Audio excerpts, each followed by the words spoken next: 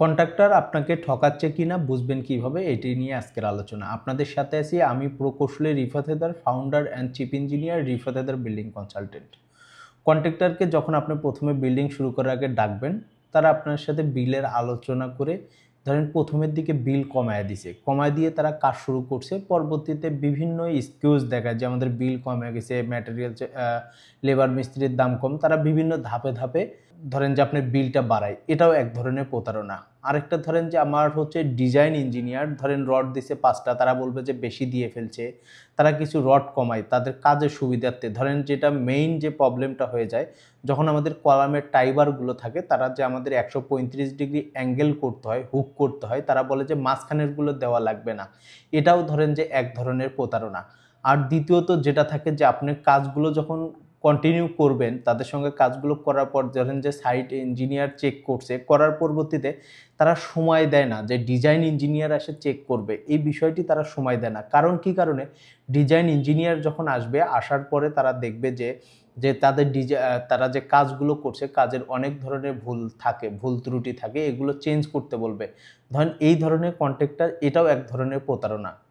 তো এই প্রতারণার যদি আপনি শিকার না হতে চান, তাহলে অবশ্যই সস্তায় কন্ট্রাক্টর না খুঁজে তাদের কোয়ালিটি সম্পূর্ণ কাজ, যারা পূর্বে কাজগুলো করেছে সেই কাজগুলো দেখবেন, তাদের ফিনিশিং কোয়ালিটি, বা ওখানকার সাইট ইঞ্জিনিয়ারের সাথে কথা বলবেন, বা বিল্ডিং মালিকের সাথে কথা বলবেন যে ডিজাইন অনুযায়ী তারা বিল্ডিংয়ের কাজটি করছে কিনা। এই বিষয়গুলো যাচাই বাছাই করে কম টাকায় না, ন্যায্য মূল্য অনুযায়ী আপনি হচ্ছে যদি একজন কন্ট্রাক্টরকে নির্মাণ করেন, তাহলে আপনার বিল্ডিংটি সেফটি হবে। তো আমি যদি বলি তাহলে ডিজাইন বিলের বিষয়ে আপনাদেরকে যদি আমরা বলি যে হচ্ছে আপনারা যখন বিলটা কনফার্ম করবেন, আপনার দেওয়ার আগে আপনার ওনারা কোটেশনের ভিতরে অনেক কিছু লিখে থাকে। তখন আপনারা কি করবেন যে ধরেন কোটেশনটা করার পূর্বে আপনার যে ডিজাইন ইঞ্জিনিয়ার আছে তার সঙ্গে পরামর্শ করবেন যে উনি এই কোটেশনটি দিছে। কোটেশনটি দেওয়ার পর ওখানে অনেক কিছু তারা লিখে থাকেন, যেমন অনেক ধরেন শাটারিংয়ের এত% টাকা দিবেন, কোন পর্যায়ে কোন ধাপে ধাপে কতটুকু টাকা।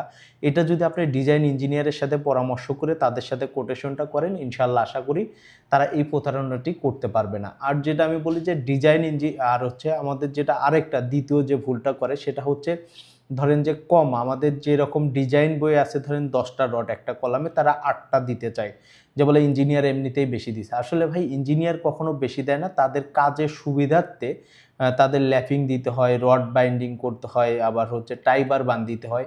তাদের দেখা যায় এই ক্ষেত্রে কাজের সময়টা একটু বেশি লেগে যায়। তো সেই ক্ষেত্রে আপনারা অবশ্যই এই জিনিসটি ফলো আপ করবেন, যারা ডিজাইন ইঞ্জিনিয়ার আছেন এবং বিল্ডিং মালিক পক্ষ আছেন, যে ডিজাইন অনুযায়ী তারা রড প্লেসমেন্ট করতেছে কিনা এই বিষয়টি অবশ্যই ফলো করবেন। তারা কিন্তু এইটাতে প্রচুর পরিমাণে স্ক্যাম করে থাকে, অর্থাৎ যেটা বলা হয় একটা ক্রাইম।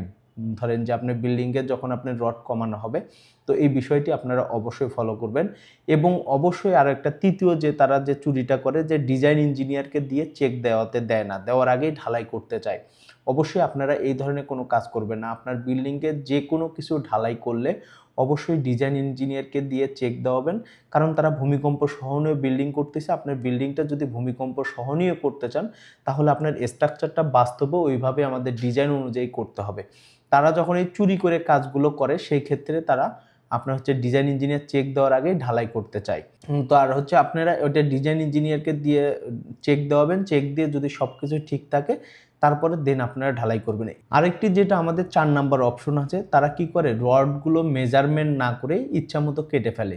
কিন্তু আসলে দেখতে হবে যে আমার কোন রডটা কোথায় কাটলে আমার ওয়েস্টেজ রড বের হবে না, বা রড আমার নষ্ট হবে না।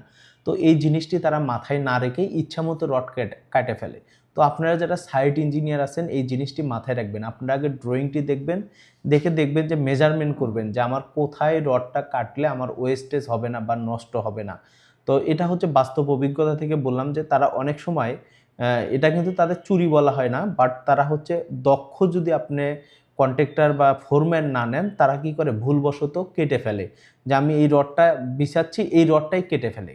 তো আর আবার ল্যাপিং জোনগুলো যেখানে এখানে করতে হবে, প্রতিটা ল্যাপিং জোন এক জায়গায় রাখা যাবে না, অল্টারনেটিভ করে ল্যাপিং জোনগুলো রাখতে হবে। তো এই বিষয়টিও আপনাদেরকে মাথায় রাখতে হবে। যারা সাইট ইঞ্জিনিয়ার আছেন, বিল্ডিং মালিক পক্ষ আছেন, এটি ফলো আপ করবেন অবশ্যই, যেন তারা রডগুলো হিসাব করে কাটে, যেন আপনার রডটি ওয়েস্টেজ নষ্ট না হয়। এইগুলোই হচ্ছে আপনার কন্ট্রাক্টরের মূল চুরির একটি বৈশিষ্ট্য। তো আপনারা এই চুরির বাইরে তারা কোনো প্রকার চুরি করতে পারে না। তো আপনারা এই বিষয়গুলো অবশ্যই অবগত এবং মাথায় রাখবেন ইনশাআল্লাহ। আল্লাহ হাফেজ।